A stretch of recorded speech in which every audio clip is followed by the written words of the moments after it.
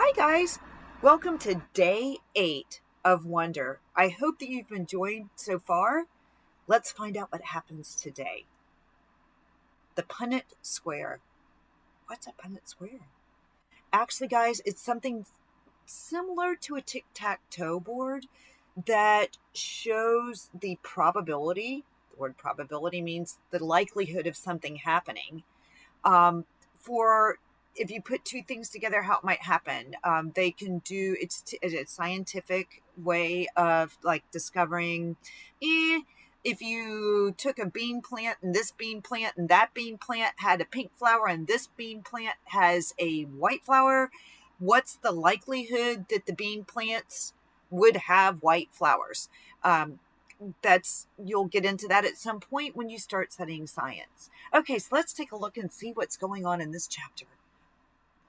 If I have children, there's a 1 in 2 chance that I will pass on the defective gene to them. That doesn't mean that they'll look like August, but they'll carry the gene that got double dosed in August and help him make him the way he is. If I marry someone who has the same defective gene, there's a 1 in 2 chance that our kids will carry the gene and look totally normal. A 1 in 4 chance that our kids will not carry the gene at all, and a 1 in 4 chance that our kids will look like August. If August has children with someone who doesn't have a trace of the gene, there is a 100% probability that their kids will inherit the gene, but a 0% chance that their kids will have a double dose of it like August. Which means they'll carry the gene no matter what, but they'll look totally normal. If he marries someone who has the gene, their kids will have the same odds as my kids will. This only explains the part of August's that's explainable. There's that other part of his genetic makeup that's not inherited, but just incredibly bad luck. Countless doctors have drawn nice tic-tac-toe grids from my parents over the years trying to explain the genetic lottery to them. Geneticists use Punnett squares to determine inheritance, recessive and dominant genes, probabilities, and chance. Recessive means that it is less likely to happen. Dominant, just like somebody who's dominant, is a stronger genetic that would stand out easier. But for all they know, there's more that they don't know. They can try to forecast the odds, but they can't guarantee them. They use terms like germline mosaicism, chromosome rearrangement, or delayed mutation to explain why their science is not an exact science. I actually like how doctors talk. I like the sound of science. I like how words you don't understand explains things you can't understand. There are countless people under words like germline mosaicism, chromosome rearrangement, or delayed mutation. Countless babies who will never be born like mine. Out with the old. Miranda and Ella blasted off. They attached themselves to a new crowd destined for high school glory. After a week of painful lunches where all they would do is talk about people that didn't interest me, I decided to make a clean break for it. They asked no questions. I told no lies. We just went our separate ways. I didn't even mind after a while. I stopped going to lunch for about a week, though, to make the transition easier, to avoid the fake, "Oh, shoot, there's no room at your table, Olivia." It was easier to go to the library and read. I finished War and Peace in October. It was amazing. People think it's such a hard read, but it's really just a soap opera with lots of character, people falling in love, fighting for love, dying for love. I want to be in love like that someday. I want my husband to love me the way Prince Andre loved Natasha. I ended up hanging out with a girl named Eleanor, who I'd known from my days at PS 22, though we'd gone to different middle schools. Eleanor had always been a really smart girl, a little bit of a crybaby back then, but nice. I never realized how funny she was. Not laugh out loud, daddy funny, but full of great quips. And she'd never known how lighthearted I could be. Eleanor, I guess, had always been under the impression that I was very serious. And as it turns out, she never liked Miranda and Ella. She always thought they were stuck up. I gained entry through Eleanor to the smart kids table at lunch.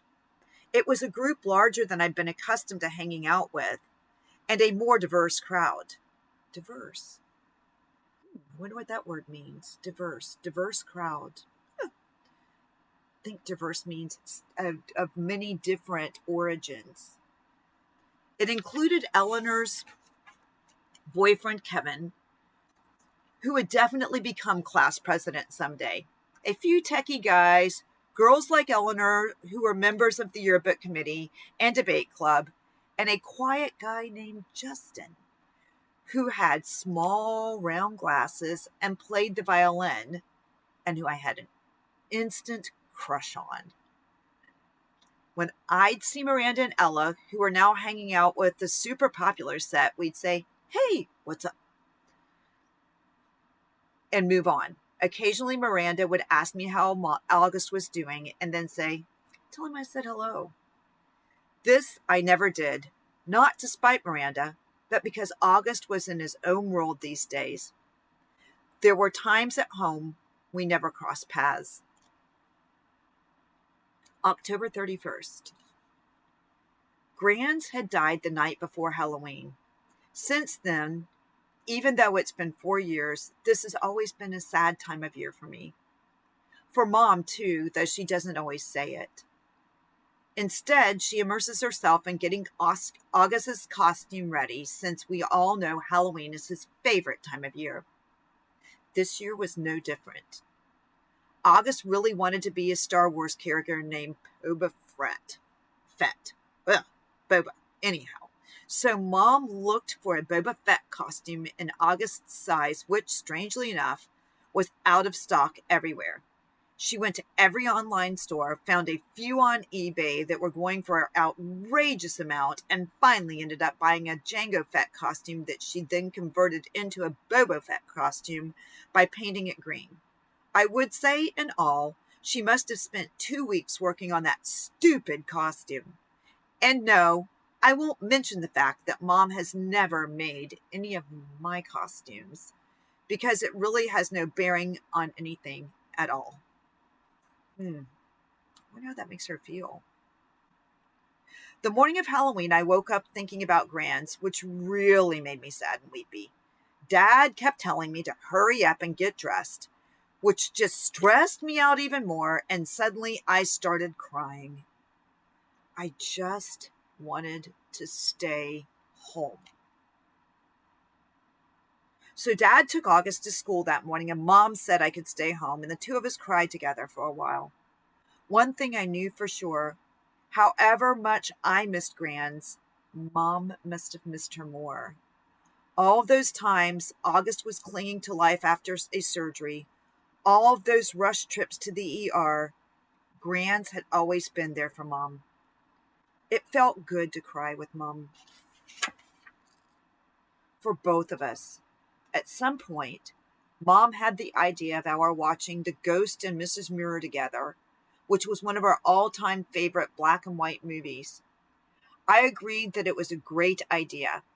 I think I probably would have used this weeping session as an opportunity to tell Mom everything that was going on at school with Miranda and Ella. But just as we were sitting down in front of the DVD player, the phone rang. Would have been nice to have had some Mom time, I bet. It was the nurse from August's school calling to tell Mom that August had a stomachache and should be picked up. So much for the old movies and the mother-daughter bonding.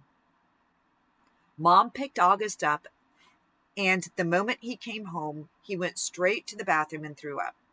Then he went to his bed and pulled the covers over his head. Mom took his temperature and brought some hot tea and assumed the August's mom role again. V's mom, who had come out for a little while, was put away. I understood, though. August was in bad shape. Neither one of us asked him why he had worn his bleeding screen costume to school instead of Boba Fett that Mom had made for him.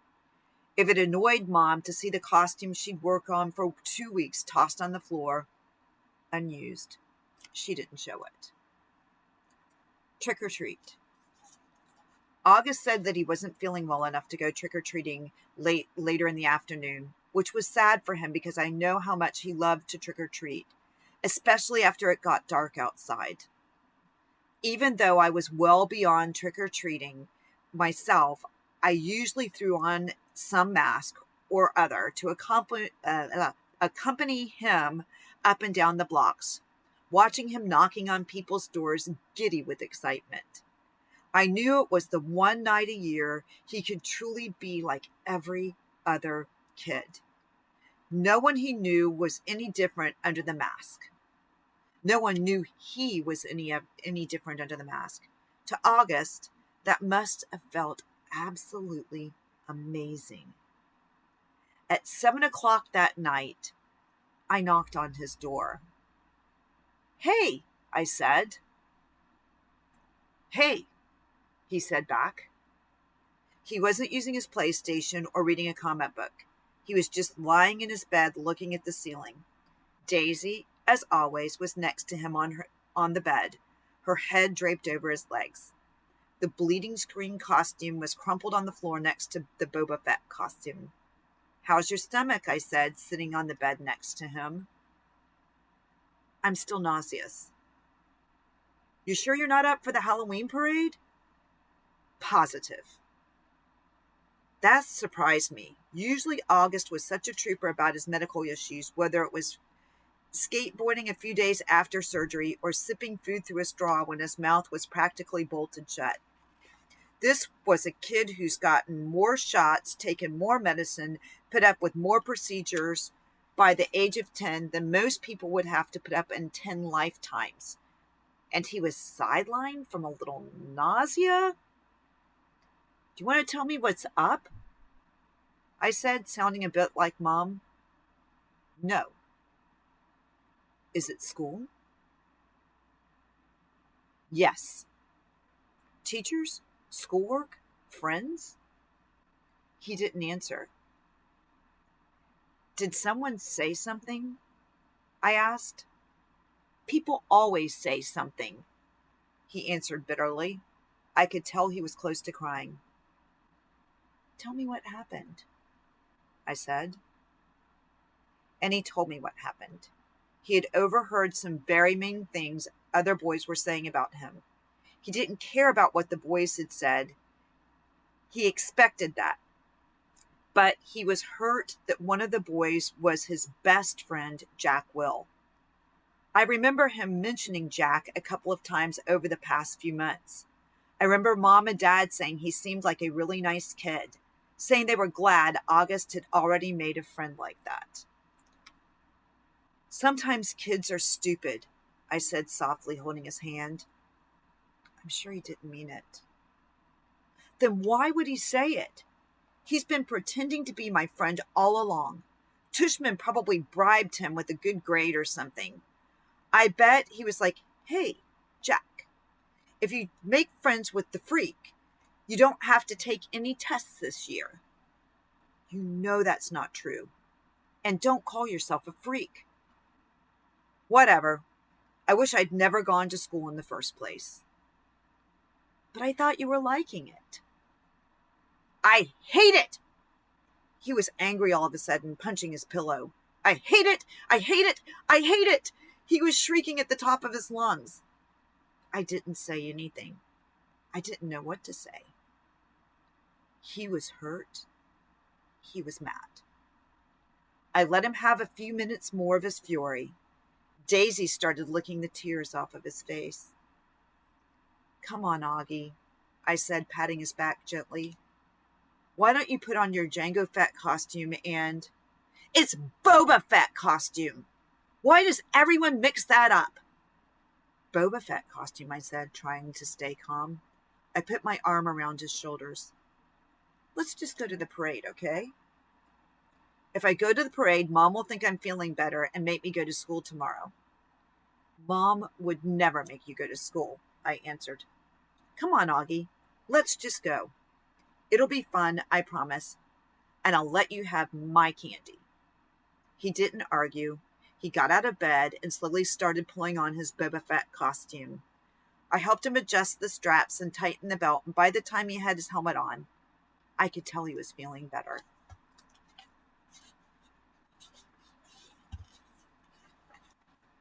Time to think. August played up the stomach ache so the next day he wouldn't have to go to school. I admit I felt a little bad for Mom, who was genuinely concerned that he had a stomach bug, but I promised August I wouldn't tell her about the incident at school. By Sunday, he was still determined not to go back to school.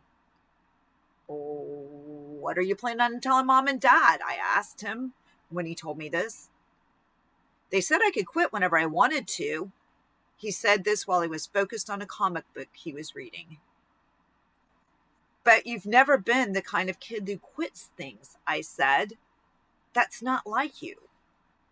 I'm quitting. You're going to have to tell Mom and Dad why, I pointed out, pulling the comic book out of his hand so he'd have to look at me while we were talking. Then Mom will call the school and everyone will know about it. Will Jack get in trouble? I would think so. Good. I have to admit, August was surprising me more and more. He pulled another comic book off his shelf and started leafing through it. Augie, I said, are you going to really let a couple of stupid kids keep you from going back to school? I know you've been enjoying it. Don't give them power over you. Don't give them the satisfaction. They have no idea I heard them, he explained. No, I know, but... Via, it's okay. I know what I'm doing. I've made up my mind. But this is crazy, Augie, I said emphatically, pulling the new comic book away from him too. You have to go back to school. Everyone hates school sometimes. That's just life, Augie.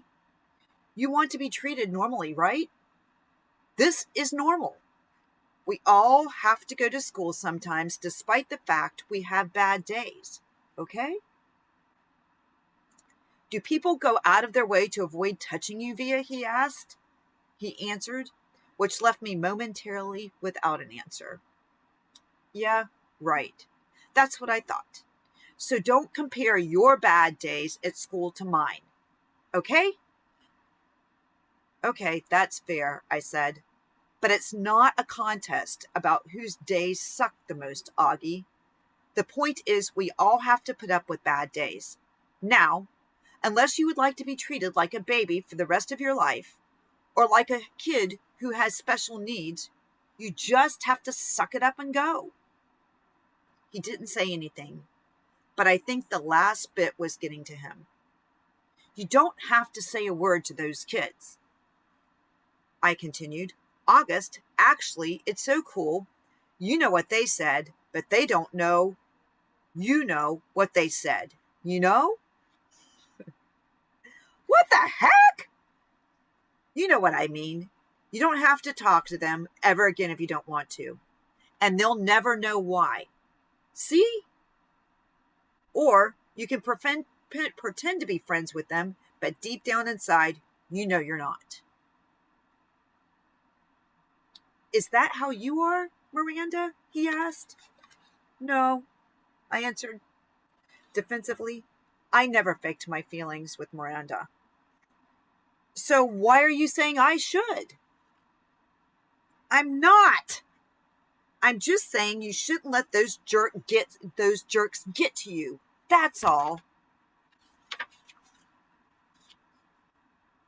like Miranda got to you. Why do you keep bringing Miranda up? I yelled impatiently. I'm trying to talk to you about your friends. Please keep mine out of it. You're not friends with her anymore. What does that have to do with what we're talking about? The way August was looking at me reminded me of a doll's face. He was just staring at me blankly with half-closed doll eyes. She called the other day, he said finally. What? I said, stunned. And you didn't tell me? She wasn't calling you, he answered, pulling both comic books out of my hand. She was calling me just to say hi, to see how I was doing. She didn't even know I was going to a real school now. I can't believe you never told her. She said the two of you don't hang out as much anymore, but she wanted me to know that she'd always loved me like a big sister. Double stunned, stung, flabbergasted. No words formed in my mouth. Why didn't you tell me? I said finally. What? I don't know, he shrugged, opening the first comic book again. Well, I'm telling Mom and Dad about Jack Will if you stop going to school, I answered. Tushman will probably call you into school and make Jack and those other kids apologize to you in front of everyone, and everyone will treat you like a kid who should be going to school for special needs. Is that what you want? Because that's what's going to happen. Otherwise, just go back to school and act like nothing happened. Or, if you want to confront Jack about it, fine. But either way, if you... Fine, he interrupted. What? Fine, I'll go, he yelled, not loudly. Just stop talking about it already. Can I please read my book now? Fine, I answered, turning to leave his room. I thought about something. Did Miranda say anything else about me?